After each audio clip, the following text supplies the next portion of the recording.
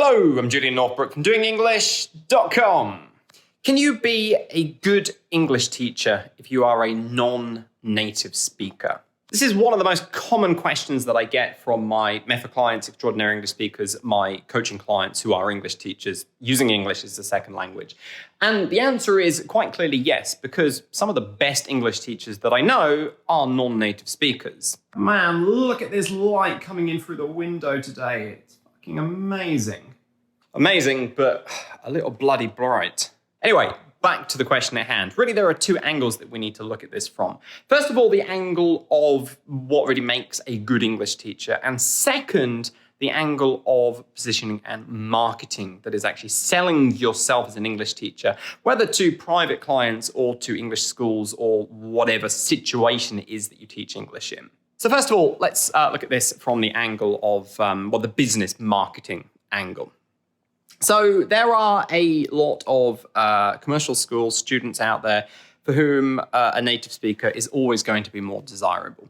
And if you're a non-native speaker teaching English as a second language, you can probably never compete with these people. Neither should you. Go back quite a few years now. I knew somebody in Japan who was between jobs and just wanted something to tide her over. She considered teaching English as a second language, of course, even though like her first language was Japanese, in cafes doing private lessons and that sort of thing. But she was worried because she didn't know how to compete. Everybody else, she said, are native speakers. How am I supposed to be as good as them? Should I just charge a really low price? And I said to her, no, look, that's the wrong way to think about this. Like, you have things that they don't. Look at the people who are looking for lessons and see if you can find something which you uniquely have that they do not. And when we actually dug into it, it turned out that there are a lot of people in Japan who have to take English lessons to get good TOEIC scores, good test scores, what have you. Basically, their bosses have told them, you have to improve your English. And as a result, they are looking for somebody to help them with that. But they don't really want to mess around chatting with foreigners, talking with a native speaker. Like, not everybody is into that. Like, they just really want to get the job done as quickly and as efficiently and as comfortably as possible. And this is where my friend came in. She was uniquely positioned to be able to do that. She'd already got a very, very high score on the test. Her English was impeccable. Plus, she was able to do it all in Japanese. And there was none of this awkwardness that comes from having to sit with a native speaker that you don't know in a cafe learning English. Or in a nutshell, she found the things that she was good at and utilized those instead of worrying about the things that she didn't have. Now, let's consider this from the other angle, the actual teaching side of things. What I want to do is take you over to my iPad and show you a published academic article. This is an article that was published quite a while ago in the ELT journal, all the way back in 1992. But the article was titled Native or Non-Native, Who's Worth More? And it aimed to answer the question of which makes for a better teacher of English as a second language, native or non-native speakers. And the conclusion that the author came to was, for me at least, quite obviously, but not for many, that a native teacher, can be just as good as a non-native teacher. They're not better or worse than each other. They're just different. Now, there's a lot of interesting stuff in this article, and the author did a lot of anecdotal research as well as some actual, proper research. For example, asking commercial ELT schools who they would rather employ.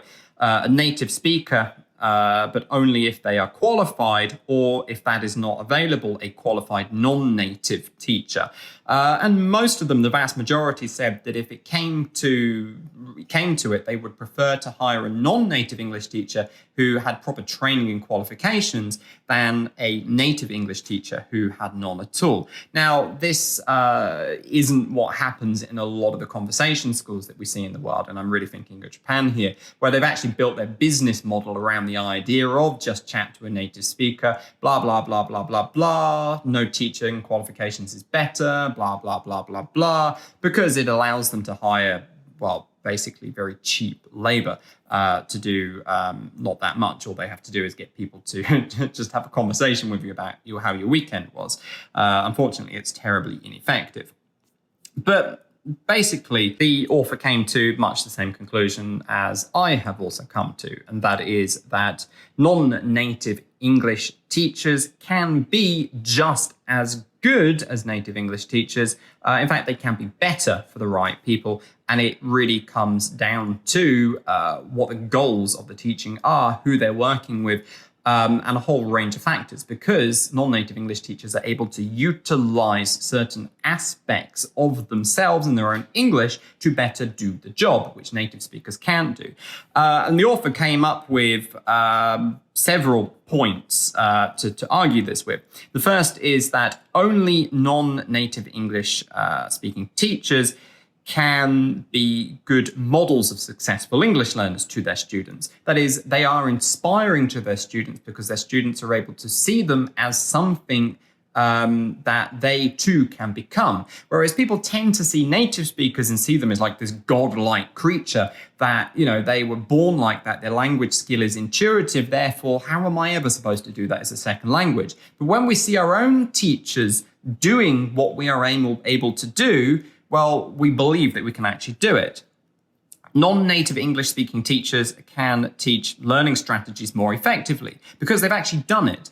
Now, this, I would personally argue, is not the case for everybody, because if you have learned another language, well, the right strategies can be applied to English teaching too. I mean, I have never studied English as a second language. However, I have studied a different language, Japanese, to mastery. Therefore, I know the learning strategies that work for me and what works for my students.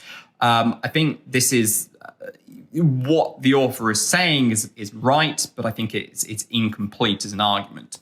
Non-native English-speaking teachers can provide learners with more information about the English language. That is, because they have explicitly studied it, they understand it better on a conscious level. And this is the problem many new native English teachers have, is when people ask them, what's the difference between such and such an expression and a different expression? It's just like, we just don't know. Like, what's the difference between read a newspaper, and read through the newspaper? Like, most native English speakers would struggle to explain that, whereas somebody who has learned it as a learning process as an adult, well, they are going to know exactly how to explain it. Non-native teachers are more able to anticipate learning difficulties. That is, they are going to know where their students are going to get stuck. They can be more empathetic to the needs and problems of their learners. Really, this is a connected thing.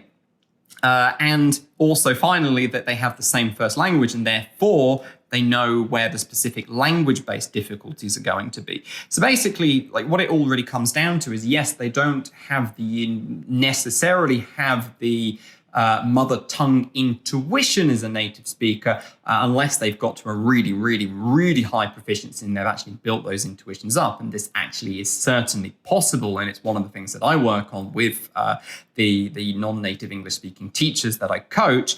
They are going to be able to make up for that and actually use as an advantage that native speakers don't have, basically their level of connection, empathy, all these other good things that the students can benefit from. Basically, the nutshell version of this is, if you feel disadvantaged in comparison to native speakers because you teach English and your first language is not English, you shouldn't, because it's not a case of being disadvantaged. It's a case of being disadvantaged in some areas, but having advantages in other areas, and that really works both ways. And isn't really unique to you, the non-native English-speaking teacher. Native teachers have other problems that you don't have. That, however, I would argue, does not exempt you from having to work on and actually improve your English. Yes, you shouldn't be afraid of making mistakes. And in fact, it's actually a good thing if your students see you making mistakes, because then you become more human in their eyes. They actually see you struggling and it feels okay for them to struggle. But ultimately, you have to fix those mistakes. You have to improve. You have to get better.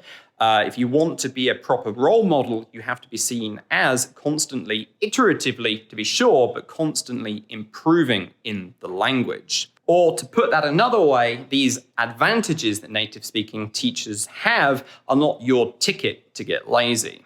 Now, this is where I can help. If you are an English teacher trying to improve your own English and you feel like a bit of an imposter because you're teaching your students, but at the same time feel like you're actually not getting anywhere and making progress with your English, shoot me off an email to julian@doingenglish.com and let's talk about how I can help you to improve your English and also, of course, build up your knowledge of correct strategies to be using to see improvement in a second language rapidly. Hope you found this useful. This is me, Julian Northbrook, signing out from this video, and I'll see you in the next one, guys. Bye-bye.